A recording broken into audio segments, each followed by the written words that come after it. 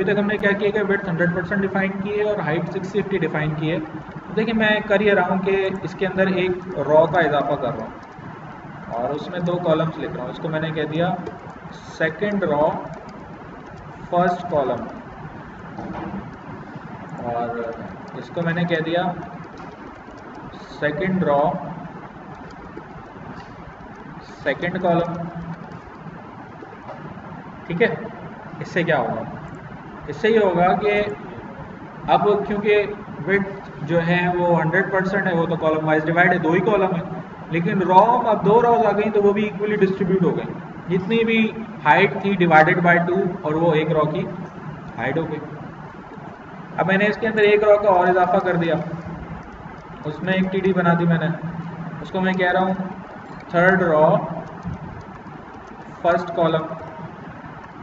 ठीक है, फिर मैंने यहाँ मजीद लिखा और यहाँ पे मैंने लिख दिया थर्ड रॉ सेकंड कॉलम। अब इसमें 3 रॉज हो गए और तीनों रॉज इक्वली डिस्ट्रीब्यूट है हाइट वाइज। तो मैं ये कर सकता हूँ कि पहली रॉ में जाके मैंने लिख दिया हाइट इक्वल्स टू 100 पिक्सल्स। ठीक है, इससे क्या होगा? इससे होगा कि पहली की हाइट कितनी हो जाएगी 100 पिक्सल्स और बाकी की कितनी होगी 650 माइनस 100 डिवाइडेड बाय 2। ठीक है ना, सही है, ठीक है ना। अच्छा, फिर 30 जो लास्ट वाली इसकी हाइट भी मैंने क्या कर दी जनाब, हाइट इक्वल्स टू 100 पिक्सल्स। इसकी भी 100 हो गए। अब मिडिल वाली की क्या बची 650 माइनस 100 माइनस 100 यानी कि 450। अच्छा, अब यहाँ भी एक चीज़ नोट कर लें, वो क्या है कि अगर मैंने मेरी मर्जी ना मैं कुछ भी कर सकता हूँ। मैंने यहाँ भी दे दी मिसाल के तौर पे हाइट 100 पिक्सल्स, तो अब क्या होगा?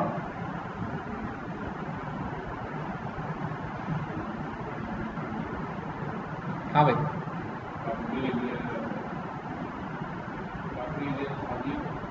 बाकी एरिया खाली होगा, खाली होगा, क्या होगा भाई?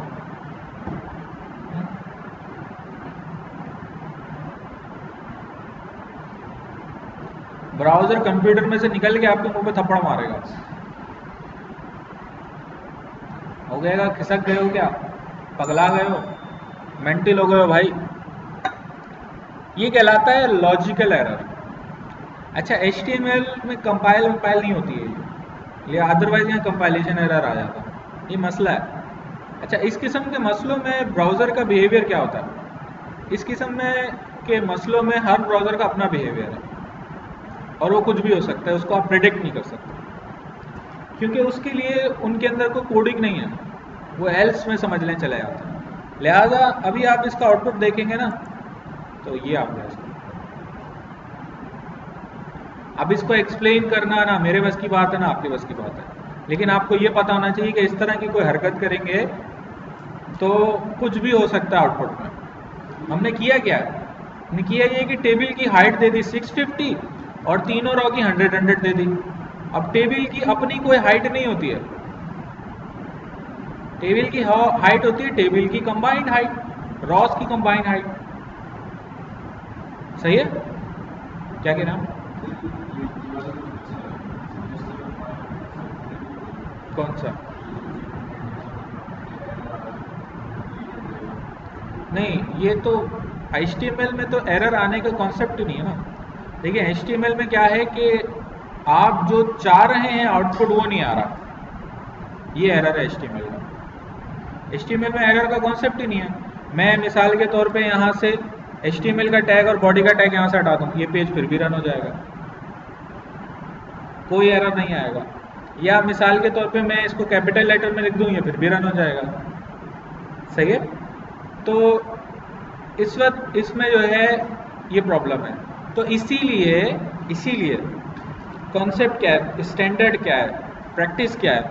वो ये है कि जब आप 2-3 चीज़ों की हाइट या इस तरह की कोई चीज़ डिफाइन कर रहे हैं, तो फिर जो लास्ट रिमेनिंग चीज़ होती है ना, उसको लीव कर देते हैं, उसको छोड़ देते हैं, उसको उसकी जैसे यहाँ पे मैं मिडिल वाले की हाइट डिफाइन नहीं करूँगा।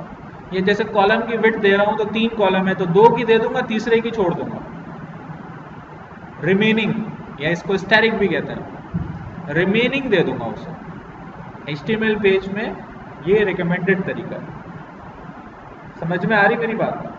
ठीक है, ताकि वो डिफरेंट हिसाब से जो भी ब्राउजर अपना काम कर रहा है तो वो रिमेनिंग करे। अगर आप यहाँ पे 450 भी दे देंगे तो बाहर जगहों पे प्रॉब्लम हो जाएगी, क्योंकि बॉर्डर की भी अपनी पिक्सल्स है।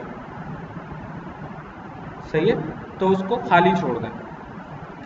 सही है, तो ये हमारे पास अब तक का स्ट्रक्चर, यानी कि 100 ये और ये रिमेनिंग। टेबल की आपने हाइट डिफाइन करी है। अच्छा, इसी तरह ये जो TD है, अब ये भी आप समझ लें कि हर टैग का अपना एट्रीब्यूट होता है। जैसे बॉर्डर टेबल पे तो मैंने विड्थ भी दी और हाइट भी दी, TR पे मैं विड्थ नहीं दूंगा, उसमें विड्थ का कॉन्सेप्ट ही नहीं है। इसी तरह TD में मैं हाइट नहीं दूंगा, TD में मैं विड्थ दूंगा, और वो मैंने दे दी 20%।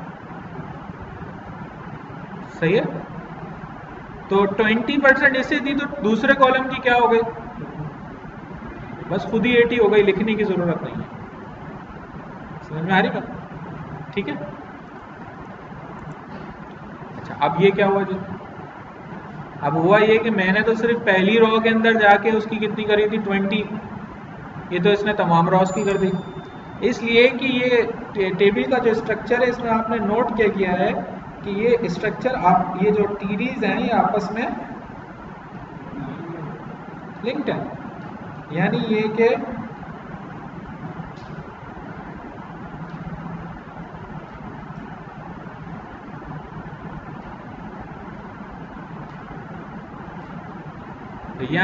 कि अगर आप पहले कॉलम के पहली TD में कोई भी डिफाइन करेंगे विड्थ, तो उसका इफेक्ट बाकी कॉलम्स के उस पर्टिकुलर कॉलम में भी आएगा। सही है, यहाँ तक कोई कंफ्यूजन तो नहीं है? पक्की बात है। चलिए मज़ीद आगे चलते हैं। तो टेबल के ऊपर हमारी डिस्कशन चल रही है और उसमें हमने रॉज और कॉलम देखे। अब देखें, यहाँ पे एक कॉन्सेप्ट होता है हमारे पास, MS वर्ड में भी टेबल बनाते हुए हम यूज़ करते हैं, और वो कहलाता है जनाब मर्जिंग का। 2 कॉलम सेलेक्ट करें, मर्ज कर दिया, 2-3 रो सेलेक्ट करें, मर्ज कर दिया। तो वो काम आप यहाँ भी कर सकते हैं, और उसके लिए टैग एट्रीब्यूट यूज होता है TD के अंदर, उसको कहते हैं कॉल स्पैन। अगर मैं यहाँ कॉल स्पैन इसका 2 कर दूँ, और कॉल स्पैन यूज होता है इनसाइड अ TD, तो TD का कॉल स्पैन 2 करने का मकसद ये है कि ये TD अब 2 TDs के बराबर हो गई, या आप यूं कह लें कि ये TD 2 TDs की जगह लेगी। ठीक है, ये 2 TDs पे मर्ज हो गई है, तो टेक्निकली अब पहली TR में 3 TDs हो गई हैं। सही है, पहली TR में 3 TDs हो गई हैं, ये 2 ये और 1 ये। अब पहली TR में 3 TDs हैं और बाकी TR में 2-2 TD हैं। नतीजा आपके सामने, एक दफ़ा फिर ये करेगा ये कि निकल के आपके मुंह पे क्या मारेगा, थप्पड़, या आप कहेंगे कि ये एक लॉजिकल एरर है। ये क्या हुआ कि क्योंकि इसको समझ में जो आया है, इसकी समझ में यह आया कि टेबल में 3 कॉलम है, दूसरे और तीसरे कॉलम रॉ ने जो है वो कॉलम डिफाइन नहीं किया, लेकिन ये वाला जो सेल है ये 2 कॉलम के बराबर हो गया, और ये है 20%। समझ में आ रही बात? अब क्या करें जी? तो एक काम ही करते हैं कि ये वाली TD यहाँ से डिलीट कर देते हैं। सही है, तो अब हर रॉ के अंदर 2-2 कॉलम है या 2-2 TDs है। मेरी बात समझ में आ रही है, या सिर्फ मैं ही इंजॉय कर रहा हूँ? हाँ, आ रहा। तो अब हर रॉ के अंदर कितने कॉलम हो गए? 2-2 कॉलम हो गए। चेक करते हैं। आप देखें पहली रॉ के अंदर भी 2 कॉलम है, यानी वो रॉ जो है उसके दो कॉलम क्या हो गए, मर्ज हो गए। लेकिन एक और प्रॉब्लम हो गई, क्या? वो जो 20% वाला काम था वो बिल्कुल निगलेक्ट हो गया। क्यों? क्योंकि ये अब हो ही नहीं सकता कि एक ही कॉलम हो और वो 100% हो और वही 20% हो, कैसे हो सकता है? लिहाजा अब इसका कोई इफेक्ट नहीं है यहाँ पर। अब क्या करें? इसको उठा के नीचे रख देते हैं, यहाँ रख देते हैं, सही है? तो इसका इफेक्ट अब आ गया यहाँ पर, सही है? ठीक है। अब देखिए ये जो लिखा हुआ था फर्स्ट रो फर्स्ट कॉलम, यहां पे जो है मैंने एंटर प्रेस कर दिया, सही है? ठीक है। और इसके अंदर मैंने एक और टेबल बना दिया। अब ये क्या कर दिया मैंने, टेबल के अंदर भी आप टेबल बना सकते हैं, सही है? लेकिन ये ध्यान में रखें कि वो जो टेबल के अंदर टेबल बनेगा वो ना टेबल के टैग के अंदर होगा, ना टीआर के टैग के अंदर होगा, वो टीडी के टैग के अंदर होगा, सही है? मेरी बात समझ में आ रही है? ये आपने घर जाके ये सब करना है वरना निकल जाएगा दिमाग से। इसके अंदर जाके मैं देखें एक बना रहा हूँ टीआर और उसके अंदर मैंने रखी एक अदर टीडी पहली, ये आ गई जनाब दूसरी, और ये आ गई जनाब तीसरी टीडी। अब पहली टीडी के अंदर ये इमेज जो है मैंने कट करके पेस्ट कर दी, इसी तरह आखिरी टीडी में भी कर दी, और यहाँ पे मैंने लिख दिया वेलकम टू वेब इंजीनियर। इससे क्या होगा? इससे होगा ये कि आउटपुट जो है वो आपको नजर आएगा कुछ इस किस्म का। अब ये क्या आउटपुट आ रहा है?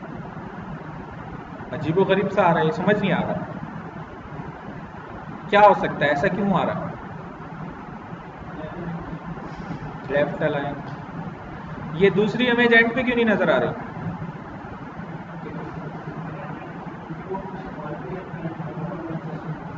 नहीं, कॉलम तो एंड तक जा रहा है।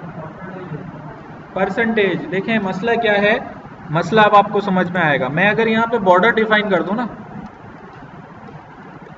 तो देखें ये टेबल क्योंकि इसकी मैंने कोई विड्थ नहीं दी हुई, तो ये उतनी जगह ले रहा है जितना इसके अंदर कंटेंट है। तो अगर मैं इसकी विड्थ कर दूं 100%, तो अब इसका 100% कितना होगा? इसका 100% है, इसके पेरेंट का 100%, लिहाजा अब देखिए ये यहाँ आ रहा है। अच्छा, अब ये तो लेफ्ट अलाइन है, तो ये भी तो लेफ्ट अलाइन है ना, तो इसको आप या तो इसको अलाइन राइट कर दें या इसकी टीडी में जाके लिख दें अलाइन इक्वल्स टू राइट, ठीक है? ये वाली जो टीडी है इसके अंदर जाके मैंने लिख दिया अलाइन इक्वल्स टू सेंटर, और बॉर्डर मैंने कर दी 0। तो आप देखेंगे कि आपकी एक इमेज जो है वो लेफ्ट पर है, एक इमेज जो है वो राइट पर है, सही है? और सेंटर में आपका टेक्स्ट नजर आ रहा है। मेरी बात समझ में आ रही? अच्छा, फिर मजीद आप ये कर सकते हैं कि ये जो आपका टीआर इमेज है इसको मैं बजाय विड्थ 200 के विड्थ इसकी कर देता हूँ 100, तो ये मजीद छोटी हो जाएगी, तो आपको आउटपुट जो है वो कुछ इस किस्म का नजर आएगा, सही है? अच्छा, फिर आप ये कर सकते हैं कि ये जो टेक्स्ट है इसको आप किसी फॉन्ट साइज के अंदर रख दें, यानी कि मैं इसको कर देता हूँ फॉन्ट, और साइज मैंने इसका कर दिया जनाब 7, और इसके जो है वो कलर मैंने डिफाइन कर दिया ब्लू, और ये आपको आ गया आउटपुट में इस तरीके से नज़र, सही है? ठीक है। अब आपको कुछ समझ में आ रहा होगा कि हम एक स्केलेटन बना रहे हैं और उसमें जो है वो चीज़ें जगह पर रख रहे हैं। अब अगर ये टेबल मैंने यहाँ बनाया है तो जाहिर है ये ऊपर नज़र आ रहा है, अगर ये टेबल मैं नीचे बना देता तो नीचे नज़र आ रहा होता, सही है? अब ये जो तीसरी रो है इसकी टीडी में जाके मैंने यहाँ पे लिख दिया कॉलम स्पैन इक्वल्स टू 2, और ये हटा दिया मैंने, और जब इसको मैंने रिफ्रेश करके देखा तो ये भी क्या हो गया, मर्ज हो गया। फिर मर्ज होने के बाद जनाब यहाँ पर जाकर मैं ये जो है वो डिलीट कर देता हूँ और यहाँ पे लिख देता हूँ copyright @CCENED यूनिवर्सिटी और इसकी अलाइनमेंट मैं कर देता हूँ राइट।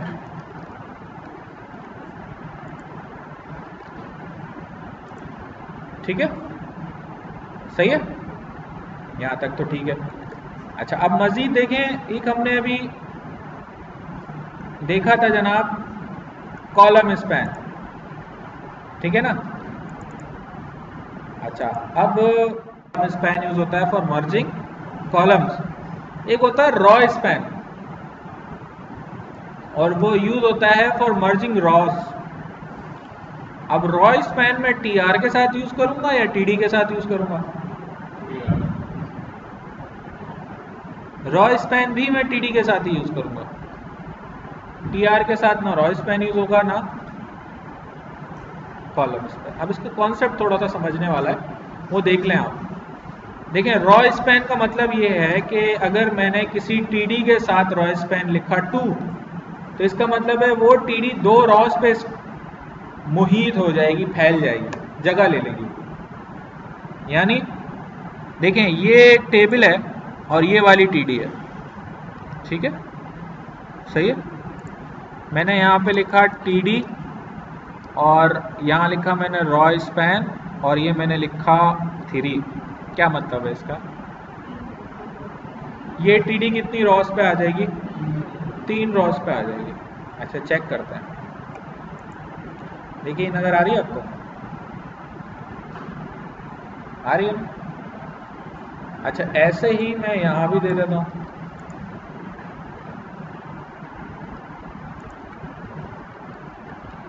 तो एक यहाँ भी आ जाएगी। समझ में आया मैंने क्या किया? हाँ भाई, कुछ समझ में आया मैंने क्या किया है?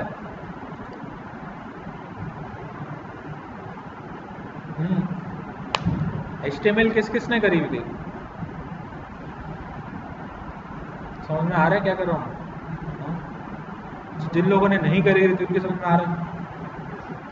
गुस्सा तो नहीं आ रहा?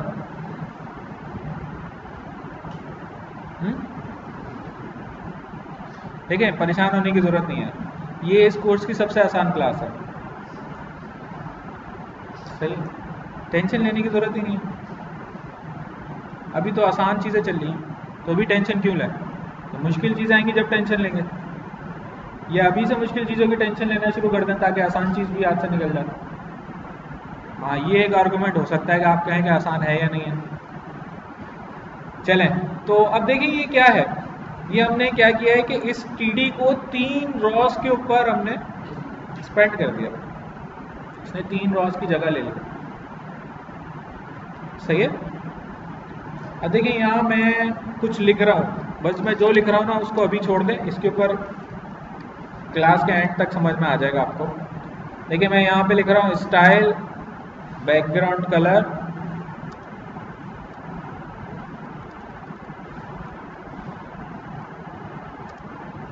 और ये मैंने लिख दिया ब्लू। ये है CSS, तो इस पर अभी हम डिस्कशन करेंगे, अभी सिर्फ इसका आउटपुट देख लें।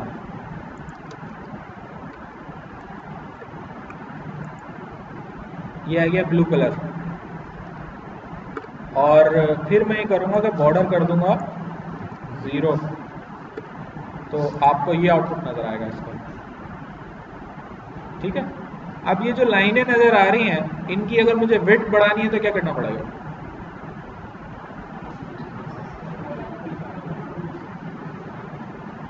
क्या करूँ? हैं? किसकी विड्थ बढ़ाऊँ? बॉर्डर की विड्थ बढ़ाऊँ? नहीं, मैं तो ये जो ब्लू पट्टियाँ आ रही है ना, इनकी विड्थ बढ़ाने की बात कर रहा हूँ। ये ब्लू पट्टी लगी, हाँ, विड्थ टीडी की बढ़ा दूंगा ना मैं। टीडी जो है भाई, ये जो टीडी है, ये जो टीडी है, इसकी अगर मैं विड्थ, इस वक्त कितनी है इसकी विड्थ? इस वक्त तो कुछ भी नहीं है, भाई ये टेबल की 100% है। अब इस टीडी में कुछ टेक्स्ट लिखा हुआ नहीं है, जितना टेक्स्ट होगा उतना इसकी विड्थ है। तो अगर मैं फिक्स कर दूं, जैसे मिसाल के तौर पे मैंने कह दिया विड्थ जो है वो कर दी मैंने इसकी 5% और इसकी भी 5% कर दी, और जाहिर है फिर तीसरी की तो मैं डिफाइन नहीं करूँगा, वो खुद ही 90 हो जाएगी। सही है, समझ में आ रही है मेरी बात? ठीक है। अच्छा, फिर ये कि देखें, अब मुझे अगर मैं आपसे कहूं कि ये जो लिखा हुआ है सेकंड रो फर्स्ट कॉलम, यहाँ पे कुछ लिखना है, तो कौन से कॉलम में जाके लिखूंगा? मुझे अगर, अब आपको स्ट्रक्चर तो पता है ना इस पेज का, तो ये कौन सी रो है? सेकंड रो, उसका ये पहला कॉलम है ना? ठीक है, पहला है दूसरा? पहला है। तो ये क्या है? ये भी है, ये भी है, ये भी है। सही। खाना खाकर आए थे आप लोग? हाँ, नहीं खाया था ना? जुल्म, खा के आया करो भाई, हजम हो जाएगा। अच्छा चलें, अब देखिए यहाँ लिखा हुआ है सेकंड रो फर्स्ट कॉलम। अब मैं यहाँ कुछ टैग्स लगा रहा हूँ, मैंने लिखा ए href इक्वल्स टू home.html और यहाँ पे मैंने लिख दिया होम। ये कहलाता है एंकर टैग। ए, ये वो टैग है जिसकी वजह से इस लैंग्वेज को हाइपर टेक्स्ट लैंग्वेज कहा जाता है, क्योंकि ये हाइपर रेफरेंस बनाता है। यानी लिखा हुआ आएगा होम और इसके ऊपर क्लिक करेंगे तो आप चले जाएंगे home.html पे। समझ में आ रही बात? अच्छा, अब अगर मैं आपसे पूछूं, जाहिर है आप तो कुछ नहीं पूछ रहे, मुझे पूछना पड़ेगा। अगर मैं आपसे पूछूं कि ये जो एंकर है इसका क्या मतलब है? एंकर से क्या मुराद है? एंकर देखा है आपने कभी कोई? शिप का एंकर होता है ना, हाँ, शिप का एंकर होता है। एक तो शिप का एंकर होता है और एक टीवी में भी एंकर आता है। ये कौन सा एंकर है? शिप वाला। ये शिप वाला एंकर है। चीज से कनेक्ट करना है। हाँ, ये शिप वाला एंकर है। इसको आप कभी भी टीवी वाला एंकर या टीवी वाली एंकर मत समझ लीजिएगा, ठीक है? तो ये है ए। अच्छा, अब मैं यहाँ पर मजीद ए भी डिफाइन कर सकता हूँ। ये तीन ए हो गए यहाँ पर। ये मैंने लिखा अबाउट और ये मैंने लिखा कॉन्टैक्ट अस। अबाउट,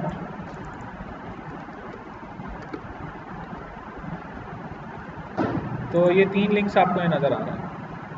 अच्छा, मैं इस पर क्लिक करूँगा तो ज़ाहिर है ये पेज तो अभी बना ही नहीं है, तो कुछ भी नहीं कहेगा यार। अच्छा, तीनों लिंक्स में चाह रहा हूँ डिफरेंट लाइन में नज़र है, अब क्या करूँ? BR लगा दूँ, ठीक है?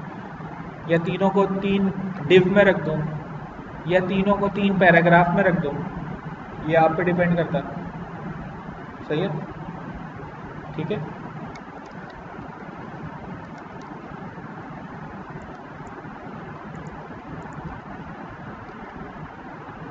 ऐसे करूँगा तो अब ये तीन BR हो जाएंगे। लेकिन अगर मैं ऐसा ना करूँ और डिव यूज़ कर लूँ ऐसे, तो भी ये तीन लाइनों में हो जाएंगे। लेकिन डिव यूज़ करने का फ़ायदा क्या होगा?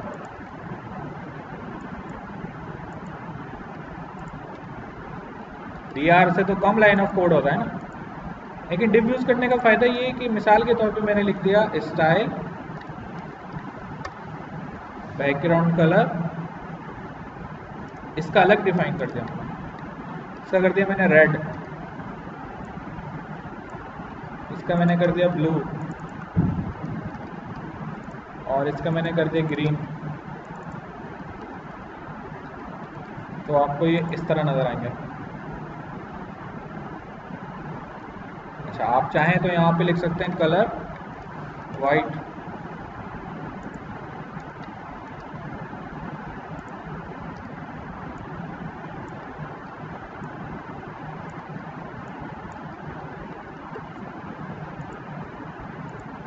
अच्छा, ये लिंक्स हैं, तो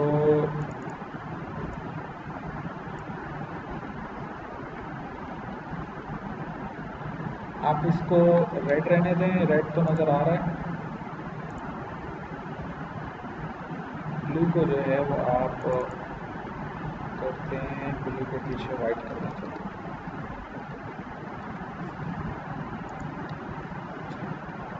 ये तो कोई झंडा बन गया है भाई।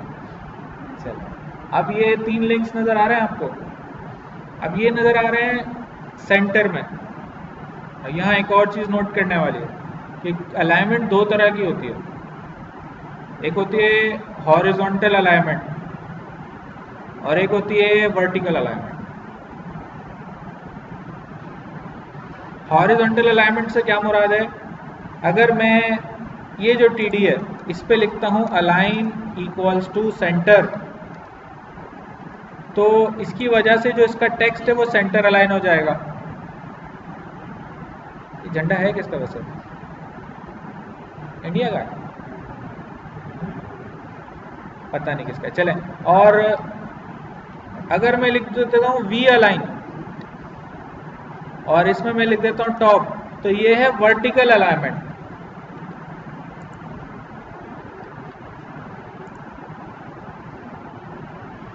समझ में आ रही बात? ठीक है यार, ये चेंज कर दो, इसको कर दो रेड कर दो। अब तो कोई झंडा नहीं है ना ये।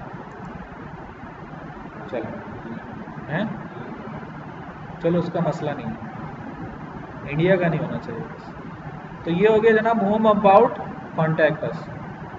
सही है, ठीक है। ये ऊपर क्यों गया? वर्टिकल अलाइनमेंट मैंने टॉप करी है। तो अलाइनमेंट 2 तरह की होती है, एक होती है हॉरिजॉन्टल और एक होती है वर्टिकल। सही है, ठीक है। अच्छा, फिर जनाब आ जाते हैं यहाँ पर। यहाँ लिखा हुआ है सेकंड रो सेकंड कॉलम। यहाँ पे आप कोई टेक्स्ट लिख दें किसी भी किस्म का, ठीक है। कोई भी टेक्स्ट आप यहाँ पर डिफाइन कर सकते हैं, कोई टेबल बना सकते हैं यहाँ पर, वो टेबल यूज़ कर सकते हैं यहाँ पर। इसके अंदर एक और टेबल यूज़ कर लें। जैसे मिसाल के तौर पे यहाँ पे मैं लिख देता हूँ दिस इज होम पेज और इसको रख देता हूँ पी के टैग में।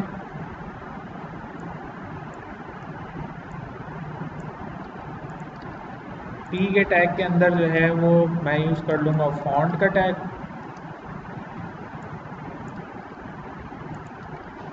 फॉन्ट का साइज़ जो है मैं डिफाइन कर दूँगा 7। कलर में रखूँगा रेड और फेस में रखूँगा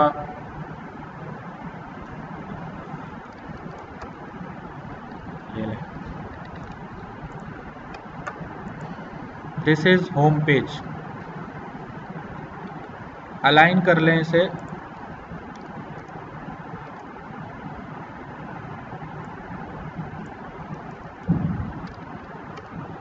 सेंटर, ठीक है जनाब। अच्छा, फिर देखें मैं कर ये रहा हूँ कि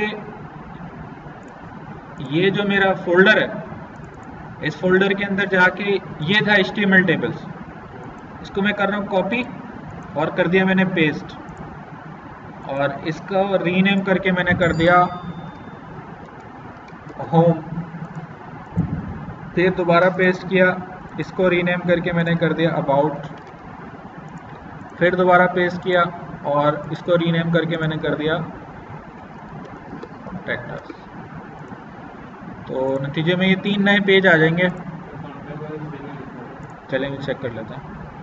तो अब देखें ये होम है, home.html, ठीक है ना। और ये है about.html, इसमें सिर्फ टेक्स्ट चेंज कर देते हैं। यहाँ पे लिख देते हैं दिस इज अबाउट पेज, और कॉन्टैक्ट अस में लिख देते हैं दिस इज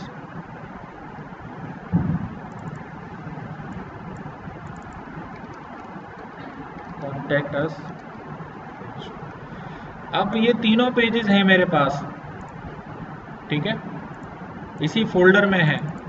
तो ये मैंने रन किया होम पेज, ये है अबाउट पेज और ये है कॉन्टैक्ट अस। देखें आप लिंक पे क्लिक कर रहे हैं तो पूरा पेज चेंज हो रहा है, लेकिन मसला ये है कि पूरे पेज में जो चेंज हो रही है चीज़ वो सिर्फ ये है। तो आपको लग ऐसा रहा है कि सिर्फ ये जगह चेंज हो रही है। मेरी बात समझ में आ रही है? ठीक है, जब लिंक पे क्लिक कर रहे हैं तो चेंज तो पूरा पेज हो रहा है, लेकिन लग ऐसा रहा है कि सिर्फ ये चेंज हो रहा है, क्योंकि तीनों पेजेस में सिर्फ यही जगह डिफरेंट है, बाकी चीज़ें एक जैसी हैं। समझ में आ रही बात? ठीक है।